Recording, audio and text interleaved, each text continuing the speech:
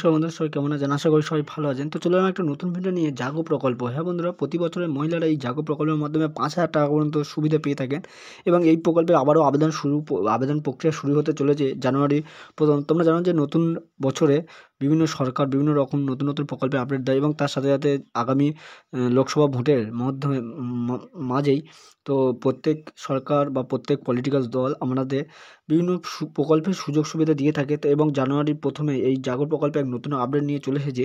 তো রাজ্যের মহিলাদের জন্য জাগো প্রকল্প। হ্যাঁ বন্ধুরা, এখানে সুযোগ সুবিধা প্রচুর রয়েছে এবং প্রতি বছর মহিলারা ৫,০০০ টাকা পর্যন্ত করে সুবিধা পেয়ে থাকেন এবং এখানে ২,০০,০০০ টাকা করে জীবন বিমাও পেয়ে যাবেন এবং এখানে প্রচুর পরিমাণে লোনের সুবিধা রয়েছে এবং বিশেষ করে এটি মহিলাদের স্বনির্ভর করার জন্য একটি গুরুত্বপূর্ণ প্রকল্প। তো আজকে আমরা বিস্তারিত জেনে নেব। তো তার আগে আমার চ্যানেলে যদি নতুন হয়ে থাকেন, চ্যানেলটিকে সাবস্ক্রাইব করে পাশে থাকা বেল আইকনটি অন করে দেবেন এরকম নিত্য নতুন প্রকল্পের আপডেট পেতে। তো দেখুন, রাজ্য সরকার দুর্দান্ত একটি প্রকল্প হলো জাগো প্রকল্প। হ্যাঁ বন্ধুরা, এই রাজ্য সরকারের প্রকল্প মহিলাদের সুরক্ষা ও নিরাপত্তার জন্য কেন্দ্র থেকে শুরু করে রাজ্য সরকার একাধিক প্রকল্প নিয়ে এসেছে। তো মহিলা অর্থাৎ মেয়েদের জন্য পশ্চিমবঙ্গের সরকারের অধীনে রয়েছে কন্যাশ্রী, রূপশ্রী ইত্যাদি প্রকল্প।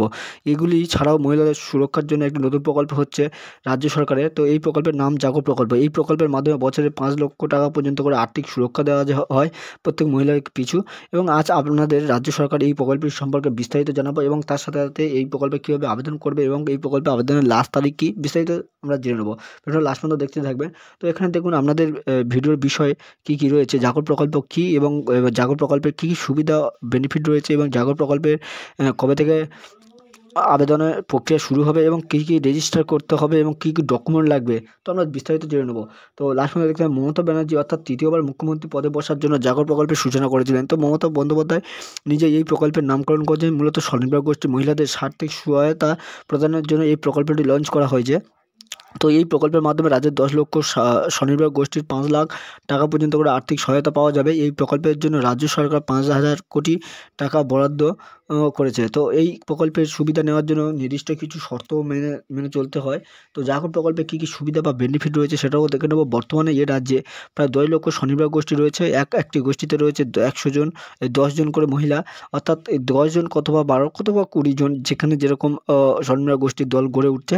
অর্থাৎ প্রায় ১ কোটি মহিলা স্বনির্ভর গোষ্ঠীর সঙ্গে যুক্ত। এই সমস্ত মহিলাদের বার্ষিক ৫,০০০ টাকা করে দেওয়া হবে। তো এই প্রকল্পের মাধ্যমে ব্যাংক ক্রেডিট মাধ্যমে এবং এই টাকা লেনদেন করা হয়ে থাকে। এর সঙ্গে পাওয়া যায় একটি স্মার্ট কার্ডও। এছাড়াও এই প্রকল্পের অংশীদারি হলে ২,০০,০০০ টাকা পর্যন্ত করে স্বাস্থ্য বিমার সুযোগও দেয় রাজ্য সরকার। তো জাগো প্রকল্প কীভাবে রেজিস্ট্রেশন জন্য কী শর্তাবলী মানতে হবে সেটাও দেখে নেবো। দেখুন, জাগো প্রকল্পের ন্যায় নাম নথিভুক্ত করতে চাইলে অবশ্যই আপনাকে একজন SHG গোষ্ঠীর সদস্য হতে হবে। কমপক্ষে এবছরের সময় ধরে এই গ্রুপের সদস্য থাকতে হবে। তো একই সাথে SHG গোষ্ঠীর ব্যাংকের এই ৬ মাসের আর্থিক পুরনো হবে এবং গোষ্ঠীর ব্যাংক খাতা ন্যূনতম ৫,০০০ টাকা রাখতে হবে এবং স্বনির্ভর গোষ্ঠীর টার্ম লোন থাকলে তবে এই সুবিধা পাওয়া যাবে। তো যে সমস্ত গ্রুপ কোনোদিন ব্যাংক থেকে লোন নেয়নি তারা এই সুবিধা পাবেন না।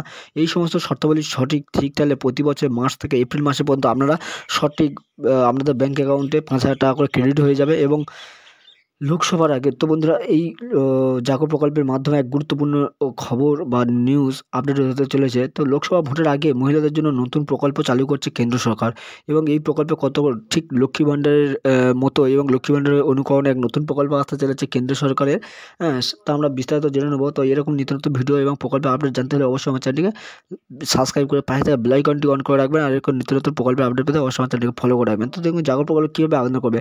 তো জাগো বাংলার কোনো স্বনির্ভর গোষ্ঠী যুক্ত নাম নথিভুক্ত করতে চাইলে অনলাইনে কিংবা অনলাইনে এই দুইভাবে আবেদন করতে পারবেন। তো অনলাইনে আবেদন করার জন্য